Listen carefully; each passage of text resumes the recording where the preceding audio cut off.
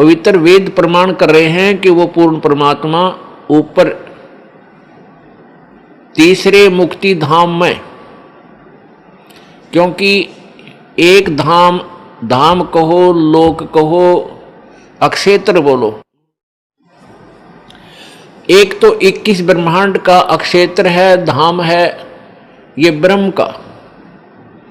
एक 7 संख ब्रह्मांड का क्षेत्र है परब्रह्म का, जिसे अक्षर पुरुष भी बोलते हैं। और तीसरा जो अक्षेत्र है वो सतलोक है,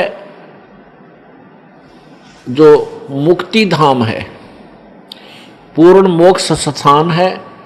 तो वो परमात्मा उस तीसरे मुक्ति धाम में अर्थात सतलोक में विराजमान है और तेजो में शरीर युक्त है। और वहां से चलकर वो परमात्मा अपनी प्यारी आत्माओं को यहां काल के लोक में आकर के मिलते हैं और फिर अपने तत्व ज्ञान से उन्हें परिचित कराते हैं, अपनी समर्थता से उन प्यारी आत्माओं को परिचित कराते हैं और सतलोक तथा ऊपर के सब ब्रह्मांडों को दिखा करके वे अपना साक्षी बनाते हैं। उनमें से कौन कौन हैं? आदरणीय धर्मदास साहिब जी, आदरणीय मलुकदास साहिब जी, आदरणीय दादू दास साहिब जी, आदरणीय संत गरीबदास साहिब जी, हरियाणा के अंदर जो जिला झज्जर गांव छुडानी में हुए हैं वो संत गरीबदास जी, आदरणीय गरीबदास साहिब जी, आदरणीय नानक साहिब जी जो सिख धर्म के प्रवर्तक माने जाते हैं, आदरणीय गीसा दास साहिब जी जो मेरठ के पास खेखड़ा ग्राम में वहाँ उनका धाम है, स्थान है, वो भी परमात्मा के साक्षी हैं। और आदरणीय महर्षि रामानंद जी, ये भी परमात्मा बनारस वाले, ये भी परमेश्वर के साक्षी हैं, इन्होंने परमात्मा को साक्षात देखा।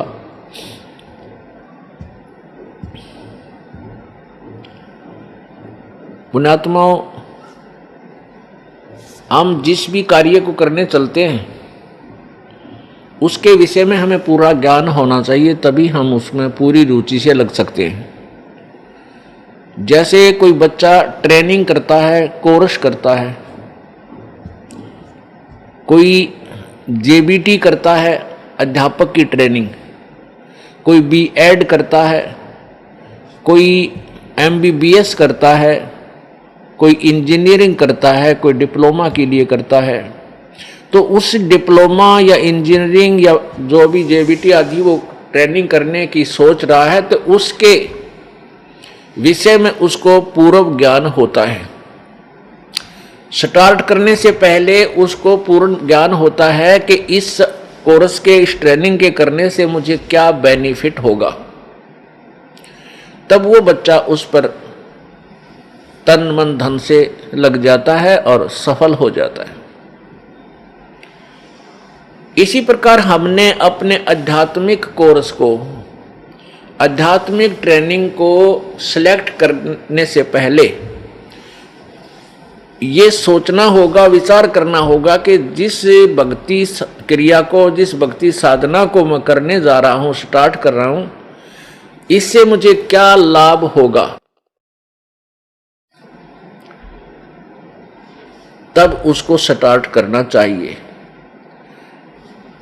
अभी तक हमें यही नहीं पता था कि कौन भगवान है और जिनको हम पूर्ण परमेश्वर मानते थे वो उनकी स्थिति वास्तव में क्या है।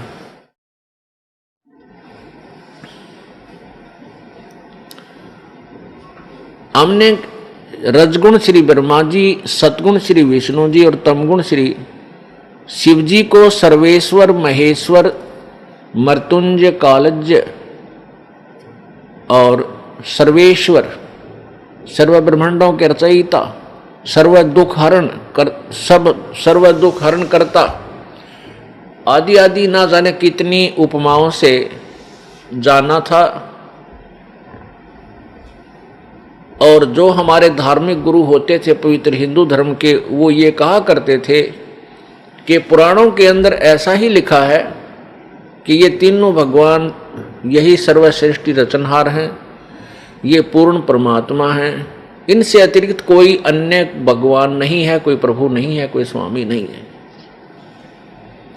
तो हमने अपने टीचर्स को, अपने आध्यात्मिक अध्यापकों को अपने सिलेबस के पूरे जानकार विद्वान मानकर उनकी प्रत्येक बात को स्वीकार किया और उनके द्वारा दिए गए भक्ति मार्ग को भी स्वीकार करके उस पर हमने प्रयत्न किया।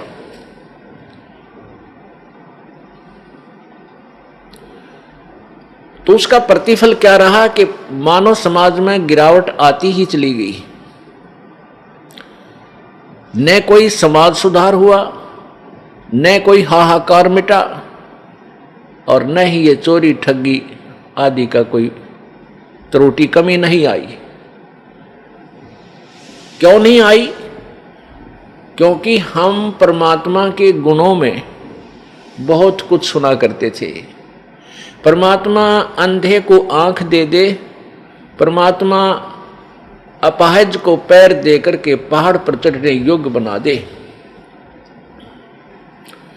परमात्मा निर्धन को धनी बना दे और जो रंक को राजा बना दे, और जो राजा अभिमानी हो उसको पटक के नीचे रंक बना दे। परमात्मा हमारे संकटों का निवारण करते हैं, आई हुई आपदाओं को टाल देते हैं। इस उद्देश्य से हम परमात्मा की तलाश करने लगे। इतना ज्ञान हमें नहीं दिया गया था, फिर भी हम परमात्मा की परमात्मा की खोज इसलिए क्या करते थे कि हमारा परिवार सुखी रहे, हमारा शरीर सुखी रहे और हमें घनाए धन मिले। इस दृष्टिकोण से हम परमात्मा की खोज में यानी भक्ति साधना करने लगते हैं प्रारंभ में, क्योंकि हमारे ऊपर इतनी पाप कर्मों की इतनी आपदाएं सवार होती हैं कि हम पहले उन्हीं से अलग होने की ही चेष्टा करते हैं। इसलिए हम परमात्मा के पाने का जैसा भी जिसने साधन बताया हम उसको करने लग जाते हैं, जिसके प्रतिफल में हमें कोई भी लाभ नहीं हुआ। जैसे कोई निर्धन व्यक्ति है, परमात्मा से प्रार्थना करने जाता है कि मेरे ऊपर कर्जा बहुत हो गया प्रभु, यानी मुझे इस आपदा से बचाइए।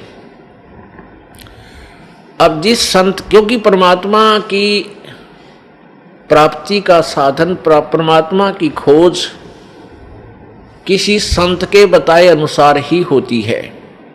ऐसा हमें पता है कि कहते हैं कि गुरु बिन मोक्ष नहीं होता, ये प्रत्येक प्राणी की जुबान पे है, एक आधा नास्तिक ने छोड़ के। तो इसलिए हम संतों के पास जाते हैं कि हे गुरुवर, हमें ऐसा साधन बताइए जिससे मेरा परिवार सुखी हो, मेरे ऊपर आई हुई आपदा टले, मेरा रोजगार ठीक बने। अब उस गुरुजी ने जो भी क्रिया बताई आप जी ने खूब की, लेकिन ऑल इन वेन, यानी सब निष्फल रही। फिर वो दुखी व्यक्ति जिसके ऊपर कोई ऐसी आपदा है, यानी वित्तीय हालत खस्ता है, जिसकी धनवान नहीं है, निर्धन हो गया, गरीब है, और उधर से कई समस्याएं उसके ऊपर आ पड़ी हैं, तो वो भगवान से राहत लेने गया था, वहां तो मिली नहीं। फिर वो क्या करता है, फिर चोरी ठगी जेब काटने लग जाता है। वो सोचता है कि मैं ऐसे धनवान बन जाऊंगा, या उसकी महाभूल है। यदि चोरी करने वाला और ठगी करने वाला यदि धनवान हो तो फिर कोई भी काम ना करे, वो उसकी जेब काट ले, वो उसकी काट ले जो धनी होता है। ऐसे नहीं हो सकते, ये तो घोर पाप उसके ओर रखा जाता है। जब हम परमात्मा की पावर से, परमात्मा की के से जुड़ जाएंगे, परमात्मा की पावर हमारे अंदर आवेगी, फिर वो परमेश्वर की पावर जो है हमारे कार्यों को बहुत ही स्पीड से चलावेगी। जैसे हम पहले हाथ से पंखा करते थे, गर्मी से बचने के लिए हैंड फैन होते थे, और चक्की पीसती थी हमारी माताएं बहनें, हाथों से आटा पीसती थी, और पशुओं के लिए चारा काटते थे, पहले तो ऐसे हाथों से काटा करते थे, और फिर एक चक्कर सा लगा करके उसके ऊपर फरसे लग गए, वो भी कुछ सुविधा हुई। और इस तरह हम कार्य किया करते थे। 2 घंटे चक्की पीसा करती थी माताएं, और 4 किलो आटा मुश्किल से पिसा करता। पसीनम पसीना, हाथा में छाले पड़ जाया करते थे। और फिर जब हमें पता चला कि ये विद्युत तैयार हुई, विद्युत की खोज हुई, ये पदार्थ तो पहले ही थे पर खोज लिया अब वैज्ञानिकों ने, या बिजली बन गई। इस बिजली से ऐसे यंत्र बना लिए कि एक बार स्विच ऑन कर दिया और चक्की अपने आप खखाट उठा देती है, और 1 घंटे में बड़ी बड़ी चक्कियां होगी, मनमाना 20-20 मन, यानी 5-5, 6-6 क्विंटल 1 घंटे में पीस डालती हैं। और घरेलू चक्कियां भी 1 घंटे में जो है लगभग 1 मन गेहूं को पीस देती है, कणक को। ऐसे ही ये पशुओं का चारा काटते थे हाथों से, अब ऐसे यंत्र बन गए, बिजली से, पावर से चलते हैं, और cut cut cut cut cut cut करके 1 घंटे में मनमाना 50 पशुओं का चारा काट के न्यारा रखते। तो पुण्यात्मा, उस पावर ने, जो हम हाथ से कार्य करते थे, उससे हम कितना करते थे, और उस बिजली की पावर ने कितना स्पीड से कर दिया उस कार्य को। इसी प्रकार जब हमें परमेश्वर की पावर मिल जाएगी, हमारे सभी रुके हुए कार्य इतनी स्पीड से और बहुत आसानी से हो जाया करेंगे। इसलिए परमात्मा की हम तलाश किया करते थे। तो हम कहाँ जाते रहे? उन संतों के पास चले गए जिनके पास ईश्वरीय पावर नहीं थी। वो संत खाली खोखा थे, ऊपर बोर्ड लगा रखा था पावर हाउस, और अंदर गाड़ रखे थे कीकर के खुट्टे लठ, और उनका तार बांध के लिख रहे थे पावर हाउस।